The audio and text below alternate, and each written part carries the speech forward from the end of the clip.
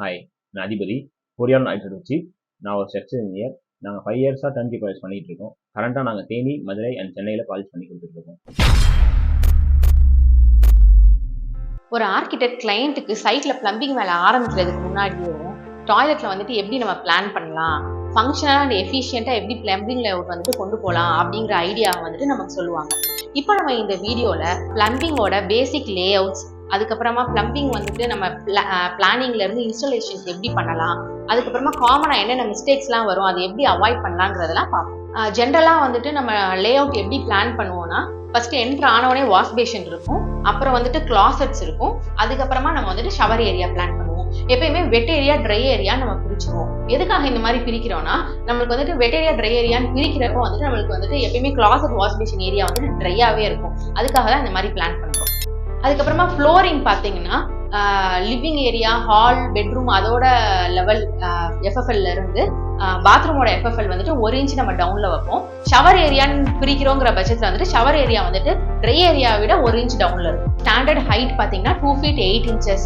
இப்போ counter top போறாங்க client அப்படின்னா வந்துட்டு நம்ம கீழே வந்துட்டு 2 feet 6 inches வந்துட்டு பாக்ஸ் பண்ணிடுவோம். அதுக்கு மேலே வந்துட்டு நம்ம கவுண்டர் டாப் வைப்போம். கிளாசெட் பார்த்தீங்கன்னா 2 சைடுமே வந்துட்டு நம்ம 1 அடி விடணும். அப்படின்னா தான் வந்துட்டு நம்மளுக்கு வந்துட்டு கால் இடிக்காம இருக்கும். ஷவர் ஏரியால வந்துட்டு நம்ம கீழே ஃபாசெட் வந்துட்டு 2 feetல இருந்து 3 feet ஹைட் வைப்போம். நம்ம டைவர்ட்டர் யூஸ் பண்றோம் அப்படின்னா நம்ம வந்துட்டு அதை 3 feetல இருந்து 4 feet ஹைட்ல வைப்போம். ஷவரோட ஹைட் பார்த்தீங்கன்னா உங்களுக்கு 6 feet 6.5ல இருந்து 7 feet ஹைட் இருக்கும். இந்தியன் டாய்லெட் பண்றப்ப நம்ம வந்துட்டு மித்த ஸ்பேஸ் கவர் ஏரியா இல்ல வாஷ் பேஷன் இருக்கிறத விட அது மட்டும் ஒரு 6 inches ஹைட்ல வைக்கணும். அப்படின்னா தான் அதோட ஃப்ளோ வந்துட்டு கரெக்டா இருக்கும். கிச்சன்ல ஃப்ளோரிங் பண்றதுக்கு முன்னாடியே கிச்சனோட அவுட்லெட் பைப், இன்லெட் பைப் எல்லாமே எடுத்து வச்சிடணும். எல்லாமே கவுண்டர் டாப்புக்கு கீழே எடுத்து வச்சிருவோம். ஸோ தட் கிளையண்ட் வந்துட்டு என்ன டைப் ஆஃப் சிங்க் செலக்ட் பண்றாங்களோ அதுக்கேத்தாப்புல மேல வந்துட்டு பைப் லைன் நம்ம எடுத்துக்கலாம். அது போக இப்போ கிளையண்ட் வந்துட்டு சப்போஸ் அந்த நல்ல தண்ணிக்கான சப்ளைவும் கேட்குறாங்க அப்படின்னா அதோட இன்லெட்டுமே நம்ம எடுத்து வச்சுக்கலாம். அது போக ஆர்ஓக்கான இன்லெட் பைப்புமே நம்ம மேலே வந்துட்டு எடுத்து விட்டுருவோம். கிச்சன் வரும்போது கிச்சனோட அவுட்லெட் பேஸ்லைட் போகும்போது இந்த மாதிரி 4-way ட்ராப் யூஸ் பண்ணி தான் கொண்டு போகணும். ஸோ அப்போ தான் நாளைக்கு பக்கத்தில் லைனையும் கனெக்ட் பண்ணி கொண்டு போக முடியும். அதே மாதிரி வந்து பார்த்தீங்கன்னா எப்போவுமே கம் ஓட்டுறது டபுள் சைடு ஓட்டணும், பைப்லையும் ஓட்டணும், பெண்ட்லையும் ஓட்டணும்.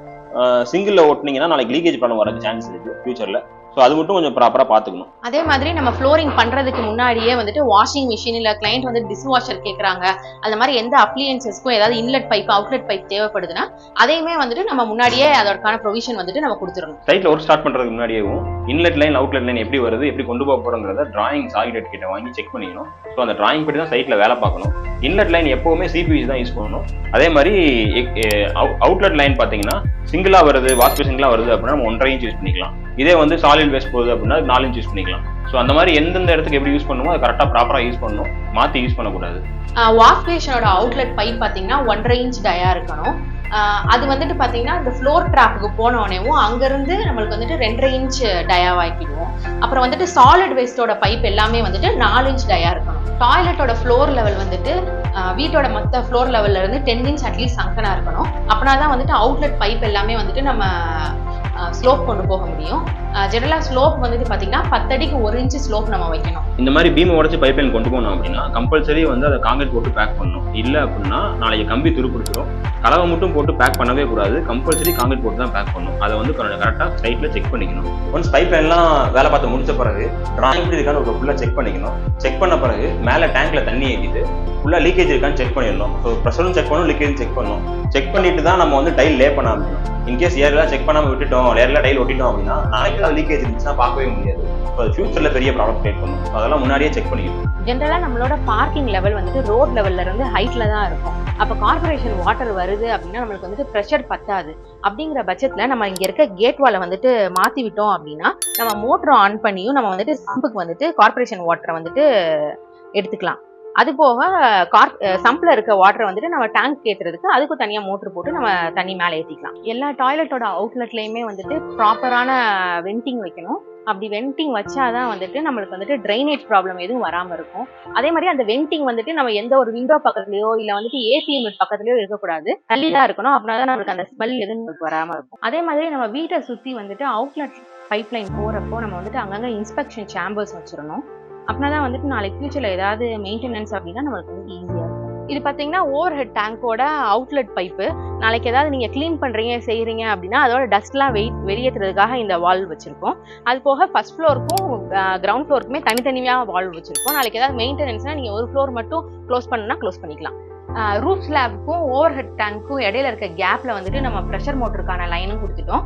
நாளைக்கு அவங்க ப்ரெஷர் மோட்டர் ஏதாவது போட போறாங்க அப்படின்னா அதையுமே அவங்க இங்கேயே ஃபிட் பண்ணிக்கலாம். ஜென்ரலா வந்துட்டு ரெயின் வாட்டர் அவுட்லெட் பைப் வந்துட்டு எல்லாரும் எல் பெண்ட் தான் யூஸ் பண்ணுவாங்க. நம்ம வந்துட்டு இங்க டி பெண்ட் யூஸ் பண்ணியிருக்கோம். அதனால வந்துட்டு நம்மளுக்கு வந்துட்டு ஏர் பிளாக்கேஜ் எதுவும் இல்லாம தண்ணி வந்துட்டு கீழே ப்ரெஷரா வரும். எவ்வளவு பெரிய மழை பெஞ்சாலுமே மேல வந்துட்டு அதனால வெண்டிங் யூஸ் பண்ணியிருக்கோம். நம்ம மேல வந்துட்டு நம்ம ஸ்லோப்பிங் பிளான் பண்ணுறப்போ இந்த ரெயின் வாட்டரை எப்படி யூஸ் பண்ணலான்னு பார்க்கணும். எல்லாருமே ஜென்ரலாக வந்துட்டு ரெயின் வாட்டர் ஹார்வெஸ்டிங் பண்ணுவாங்க.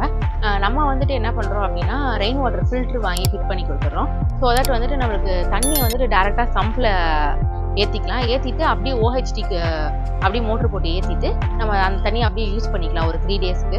ஸோ தட் நம்மளுக்கு ஒரு 3 டேஸ்க்கு வந்துட்டு போர் போடாமல் இருந்துக்கலாம். ஸோ மேலேருந்து ரெயின் வாட்டர் வர பைப்பை வந்துட்டு நம்ம என்ன பண்ணியிருக்கோம் அப்படின்னா பெண்டு போட்டு இங்கே ஒரு வாட்டர் ஃபில்டர் கனெக்ட் பண்ணிட்டோம். ஸோ இந்த வாட்டர் ஃபில்டரில் வந்துட்டு 2 கேட் வால் வச்சுட்டோம். இதில் வந்துட்டு ஒரு கேட் வால் நம்ம ஓப்பன் பண்ணி விட்டோம் அப்படின்னா அது சம்புக்கு போகணும். இல்லை கண்டினியூஸாக மழை பெஞ்சிருக்கு, நம்மளுக்கு சம்ப் வந்துட்டு ரொம்ப ஃபில் ஆகிடுச்சு அப்படின்னா நம்ம அந்த கேட் வாலை க்ளோஸ் பண்ணி விட்டுட்டு இந்த கேட் வாலை ஓப்பன் பண்ணோம் அப்படின்னா அது வந்துட்டு கீழே போருக்கு வந்துட்டு அந்த தண்ணி போயிடும். இல்லை மேலே வந்துட்டு நம்மளுக்கு ரொம்ப குப்பையாக இருக்குது க்ளீன் பண்ணுறாங்க அப்படின்னா அந்த கேட் வால்லாம் க்ளோஸ் பண்ணிட்டு இதை ஓப்பன் பண்ணோம் அப்படின்னா தண்ணி எல்லாம் நம்மளுக்கு வெளியில் போயிடும். இந்த வீடியோ நல்லா இருந்துச்சுன்னா லைக் பண்ணுங்க. உங்க ஃப்ரெண்ட்ஸ் யாராவது கன்ஸ்ட்ரக்ஷன் பண்ண போறாங்கன்னா அவங்களுக்கு இந்த வீடியோ ஷேர் பண்ணுங்க. இதே மாதிரி தொடர்ந்து கன்ஸ்ட்ரக்ஷன் வீடியோஸ் பார்க்கணும்னா சேனலை சப்ஸ்கிரைப் பண்ணுங்க.